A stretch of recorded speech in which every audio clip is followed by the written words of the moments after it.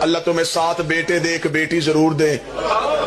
بیٹے جگیروں کے وارث ہوتے ہیں, بیٹیاں جنازوں کی وارث ہوتی ہیں. بیٹے 7 بھی ہو ساری رات میت میں بیٹھ کے روتے نہیں, بیٹی 1 بھی ہو ساری رات چارپائی سے اٹھتی نہیں. عورتیں کہتی اٹھ پانی پی لے, رو کے کہتی آج کی رات کا تو مہمان ہے, کل تو میرا صحن خالی ہو جائے گا, چلے جائے گا میرے گھر سے میرا بابا.